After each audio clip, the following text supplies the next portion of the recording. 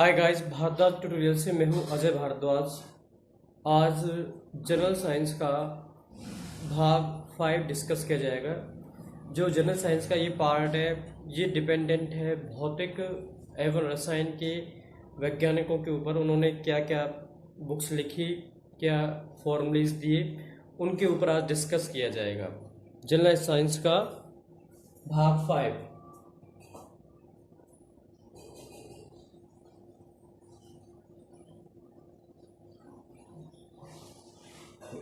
भौतिक एवं रसायन के वैज्ञानिक में सबसे पहले वैज्ञानिक का नाम आता है कनाद। कनाद सबसे पहले वैज्ञानिक थे जिन्होंने एक पुस्तक लिखी जिसका नाम था वैशेपिक सूत्र। और वैशेपिक सूत्र वाले वैशेपिक का एक फॉर्मूला भी उन्होंने दिया कनाद ने।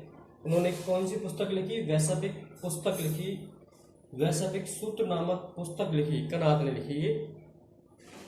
क्योंकि कोई भी एग्जाम हो, उस एग्जाम में किसी भी राइटर की बुक्स के बारे में जरूर पूछा जाता है कि ये बुक्स किसने लिखी है।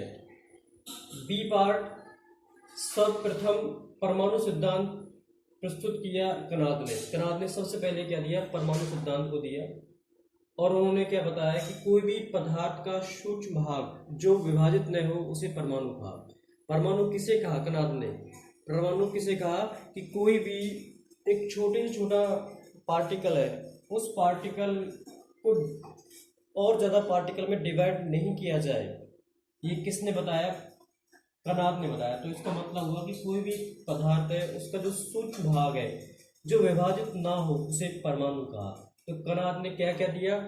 वैशेपिक सूत्र दिया और पुस्तक लिखी। सर्वप्रथम एटॉमिक थ्योरी के बारे में बताया, परमाणु सिद्धांत के बारे में प्रस्तुत किया, और पदार्थ का सूक्ष्म भाग जो विभाजित न हो उसे परमाणु कहा। नेक्स्ट आया, दूसरे नंबर पे आए आर्यभट्ट। आर्यभट्ट साइंटिस्ट थे। इन्होंने क्या बताया? इन्होंने बताया कि जो हमारी अर्थ है वो क्या है? सर्कल है या गोल है। अर्थ पृथ्वी गोल है और वह अपनी धुरी पर घूमती है। कि जो पृथ्वी है वो क्या है? गोल है। ये किसने बताया? आर्यभट्ट ने बताया कि पृथ्वी अपनी धुरी पर घूमती है, जिससे क्या बनता है? दिन और रात बनते हैं। जिससे क्या होता है? दिन और रात होते हैं। ये किसने बताया? आर्यभट्ट ने बताया।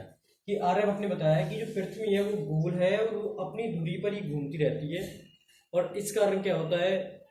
डे नाइट मेकिंग होते हैं, तो दिन और रात बनते हैं।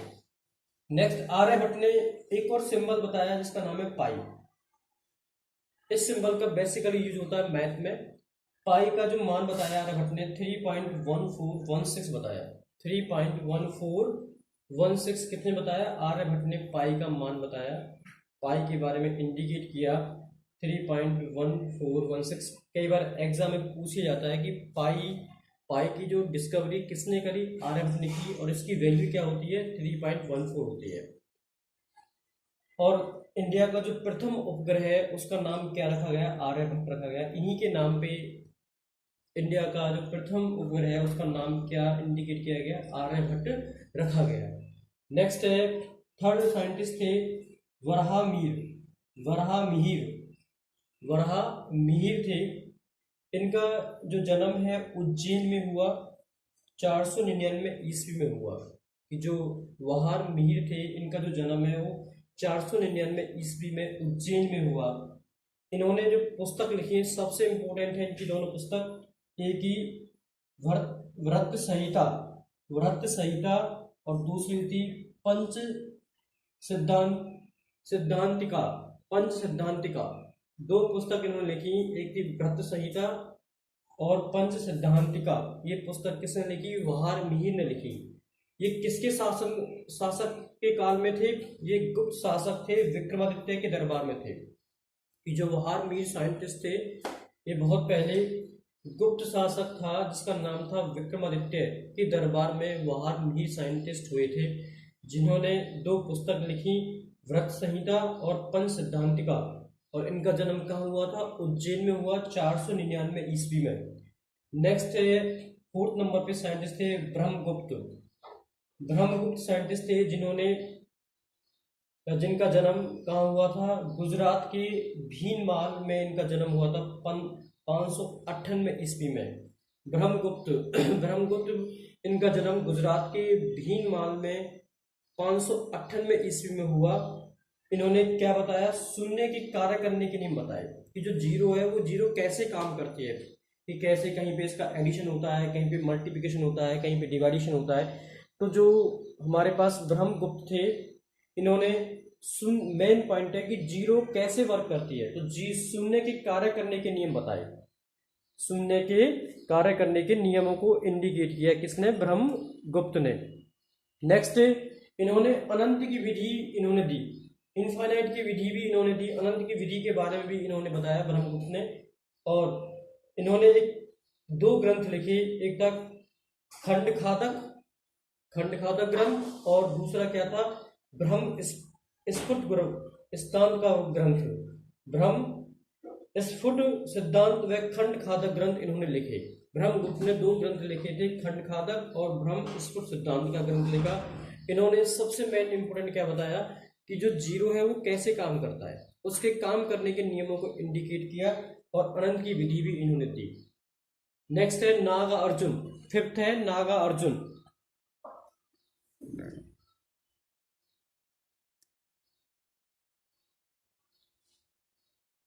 फिफ्थ पॉइंट है नागा अर्जुन। नागा अर्जुन साइंटिस्ट का जो जन्म था वो सोमनाथ गुजरात में 930 ईस्वी में हुआ था। कि जो नागा अर्जुन है इनका जन्म सोमनाथ गुजरात में 930 ईस्वी में हुआ था।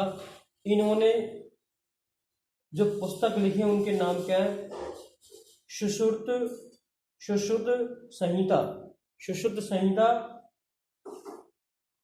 खर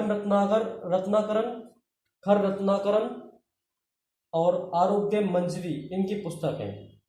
सुश्रुत संहिता और खत रत्नाकरण और आरोग्य मंजरी इनकी पुस्तकें हैं। इन्होंने 3 पुस्तकें लिखी हैं, एक तो है सुश्रुत संहिता, खरत्नाकरण और आरोग्य मंजरी। नेक्स्ट है 6 नंबर का है श्रीधराचार्य ने पुस्तकें लिखी, ये भी इम्पोर्टेंट है। श्रीधराचार्य कई बार सीटेट में या यूपी टेट में जो भी बुक्स हैं जिनके राइटर हैं उनके बारे में पूछा जाता है। तो ये मैथ्स के थे जिन्होंने बीज गणित की पुस्तक लिखी। बीज गणित की पुस्तक किसने लिखी, श्रीधराचार्य ने। सस्तिका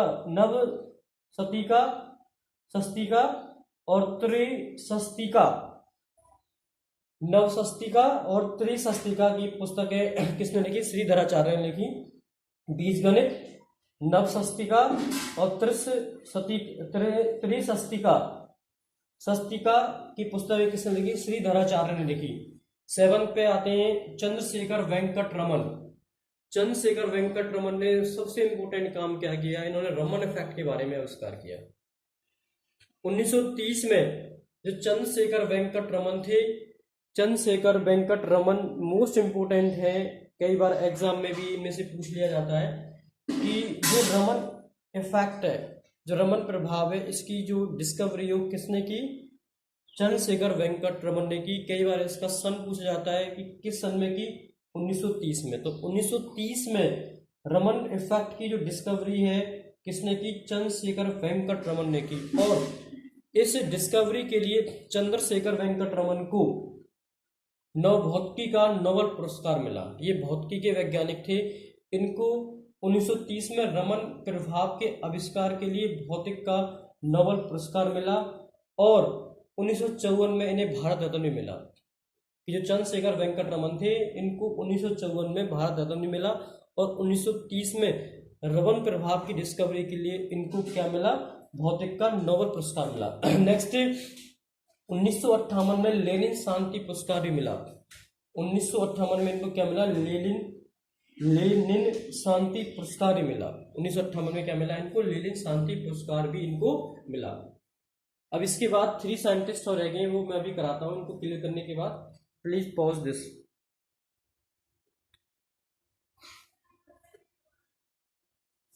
नाउ नेक्स्ट नंबर 8 पे है होमी जहांगीर भाभा। ये मोस्ट इंपोर्टेंट है। ये इन्होंने क्या क्या क्या क्या डिस्कवरीज की, क्या शोध किए। इन्होंने परमाणु ऊर्जा कार्यक्रम के संस्थापक थे। ये इनको सबसे पहले परमाणु ऊर्जा कार्यक्रम का संस्थापक नियुक्त किया गया।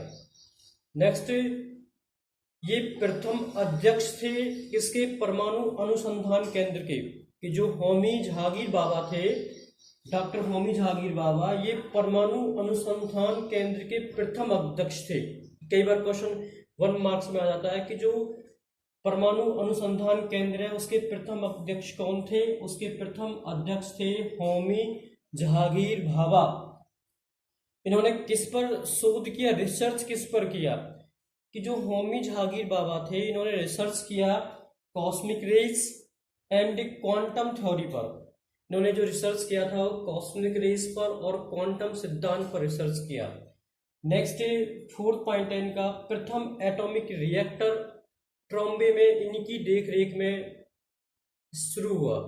कि जो प्रथम एटॉमिक रिएक्टर कहाँ था, जो सबसे पहला नाभिकीय रिएक्टर है वो कहाँ लगाया गया, ट्रॉम्बे महाराष्ट्र में लगाया गया प्रथम एटॉमिक रिएक्टर, और इन्हीं की देख रेख में डॉक्टर होमी जहांगीर बाबा की देख रेख में लगाया गया। तो इनके बारे में जो इम्पोर्टेंट पॉइंट है, सबसे पहला पॉइंट क्या है, ये परमाणु अनुसंधान केंद्र के प्रथम अध्यक्ष थे और परमाणु ऊर्जा कार्यक्रम के संस्थापक भी रहे।